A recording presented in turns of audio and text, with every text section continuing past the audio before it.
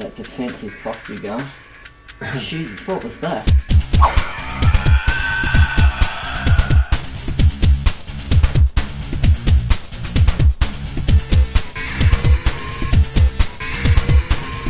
Now, quest for a thylacine, most people would naturally think you'd go to a place like this. It's a beautiful place. It's very dark, very mysterious looking. It looks like it could hide many animals, and yet what we find is that there's not that much marsupial activity here. Not as much as you'd expect. In fact, farmlands, places where people have destroyed the place, some marsupials tend to do so much better. They open up the land, there's grass growing, there's wallabies feeding on that, and then there's predators following the wallabies. And yet, to hide, this looks like a great place to hide. I'm going to set up a stealth cam in this environment anyway, just to sort of see what we get.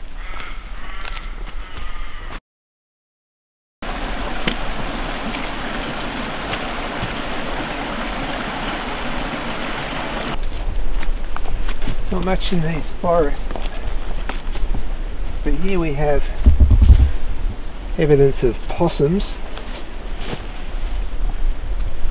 Possums being using this to climb up. We even have some of their droppings there. So there are possums here, but I don't see much evidence for anything else but possums. Possums can survive on basically eucalyptus leaves, whereas most other of our herbivores probably need more grass to eat. But we'll keep looking and see what the stealth cam shows up.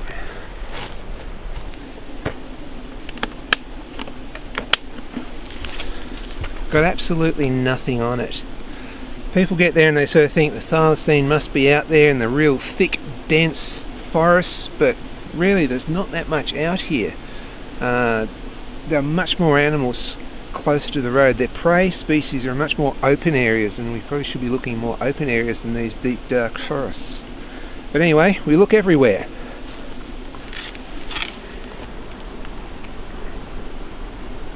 It's a herbivore.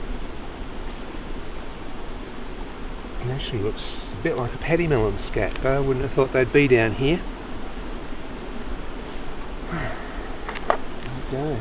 Obviously they must pass through here, even though there's not much for them to eat.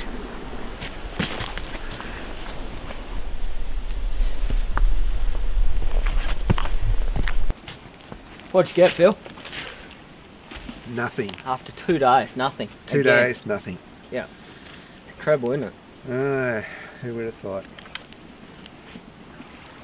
What I think might be going wrong, Bill, is just the habitat. This sort of stereotypical idea that people have got that these pristine, dense environments are where these animals are hiding out.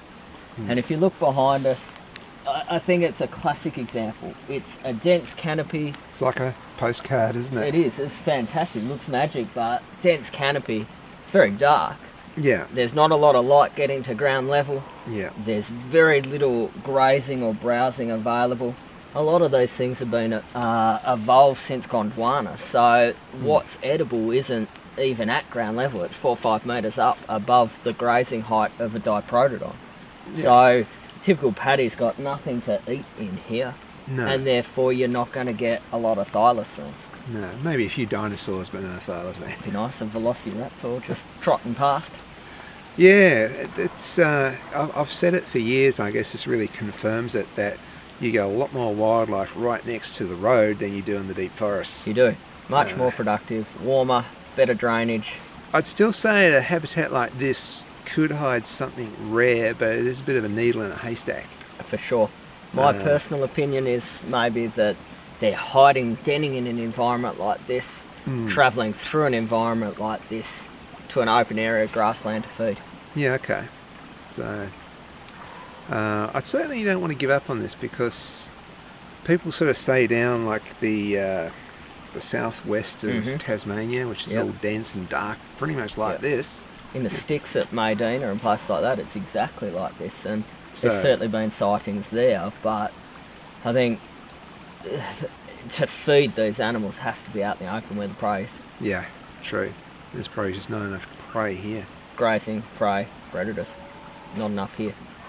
Well, again, we're going to look at more open ground. Let's get the gar and find another spot. Yeah.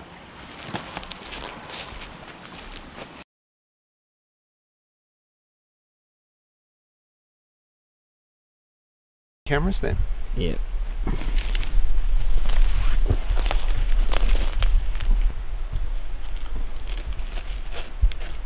Looks like there's something on there.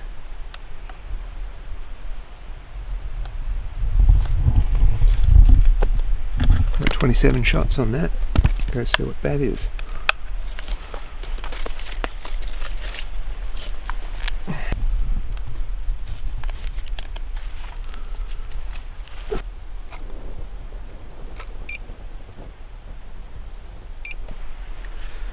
Looks like there's 300 or more shots on this one, so find out when we get home and look at it on the computer. It's yeah, certainly this place, which is not too far remote, very closer to where humans are. Seems to be a lot more animal activity, really due to the fact there's more food sources for them. We'll find out what's there. I just put these stealth cams in just a little bit in there, just a few meters in, just off this dirt road here. Sometimes you get a place and it looks like a postcard, it looks absolutely pristine and wonderful, but there's actually not that much food, whereas where man's come through and cleared a little bit, lets the sunlight in, lets grass grow, there's food for these animals, and you often get a lot more animals in the forest close to where a place is being cleared than you do in the really deep dark forests away from any clearings or openings. Check those memory cards, Bill. Okay, let's go. Some eyes there. Look. Right at the beginning here. Pair of eyes. Pair of eyes. Looks like it could be a paddy melon Yeah, or a looks possum. like a paddy. Alright, let's have a look at the next one.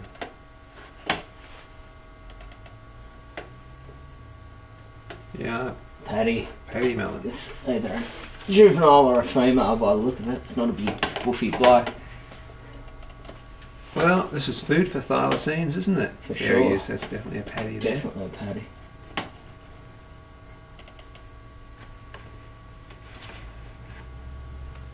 There's something moving in the background there, but you can't make out what it is. Go again. See? Oh yeah, yeah. And this is moving here too. I wonder if that sort of helped trigger. What's Yeah. that? It looked to me like a macropod walk. Very faint. Another paddy. The pad's a really small one though. It's Yeah. smaller than the other one. More thylacine food in this area. Is that a paddy or a possum? Oh, it looks like a paddy again. Different one though.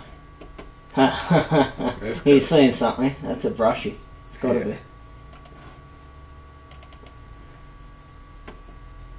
Brushy. He's out Brushy, of there. yeah. Something spooked him, he's moved on. He's got that defensive posture going. Jesus, what was that? I have another look. Play that again, Bill. That's not marsupial, surely. It's a bit big, isn't it? Isn't it? No, go again. Go again. See if you can pause it. Go back. Okay. Oh, yeah.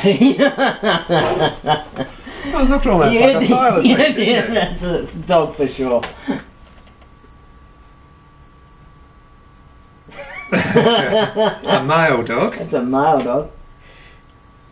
Well, That's a brute of a thing. Looks like a staffy or something.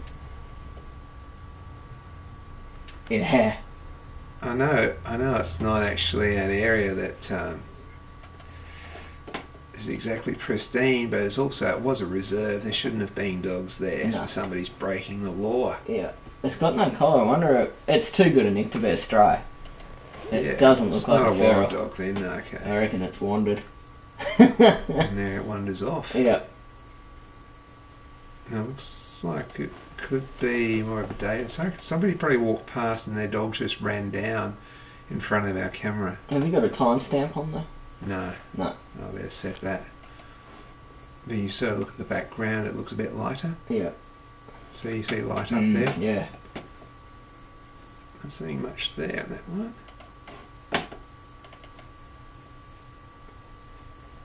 Just the damn mutt again. Just play that one again. Jeez, if you took that out of context, like if we hadn't have seen that dog before in the previous shots, that would be an exciting bit of footage. Yeah. The tail's up. Yeah, the tail's brushy. I mean, if the Yeah. Thylacine didn't have stripes, maybe. Something brushed past. Yeah, I can't see. That's maybe that branch is just moving. No, I'm not. Is that the same one? No, that's a different animal, isn't it? Let's have another look because it's now night time. Yeah. It's a male dog. It's a different dog, surely. So it's just followed the same scent as the other dog. I don't know much about dogs, to be honest. Yeah, that looks like a different dog. Okay. It's not as muscular and powerful as the other one. Not much in that shot. Damn mutt again. And Yeah, different time of day too. It's definitely night time yeah, now. this one's definitely night, definitely wandered. That's awesome. Yay! Yay! Tassie Devil. Tassie Devil, play that again, Bill. And he looks like he's healthy. Oh yeah. I can't see any devil facial tumour disease. Looks like an adult female even. Yeah? Or a young male? I'd say adult female. Yeah. Well, that's good. It's good to see it's healthy. Isn't it? It's in good condition. Oh, there we go. Really good shot of the Beautiful. face. Yeah, I'd say female myself. Let's have another look. Yeah. If it had deft head, it would probably be right in the front of the face there, being female. Yeah. Cool, we've got any more of her. Well, let's have a look. Yep, there's another bit of Tassie Devil there. Only briefly. Quick glimpse. Yep. These cameras are awesome. Well, it's good we've been able to identify everything. Yeah. Pretty much everything that we've seen so far. I think that was Devil walking off. Go again.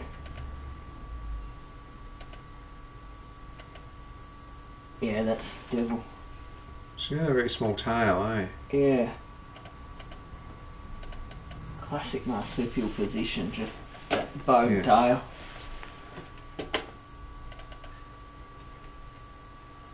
That's a brush tail posse again. That must have been sometime later to have a dog and a devil, two predators of a brush tail. He's either a brave boy or that's later. And what's... Dev. Another Tassie Dev. Yeah, that's a different animal.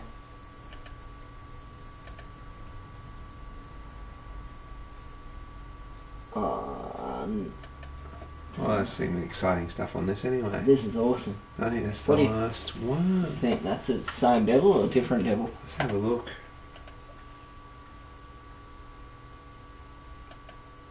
I think it could be the same devil come back. Yeah. But then it looks like it could be a young male. The tail looks about the same thickness. Difficult to tell. Is there one more shot? It's good to see them. So we know that. And healthy too. One more. Yeah, I think that's the last shot. This will probably be me picking up the camera. Yeah. Yeah. Sasquatch!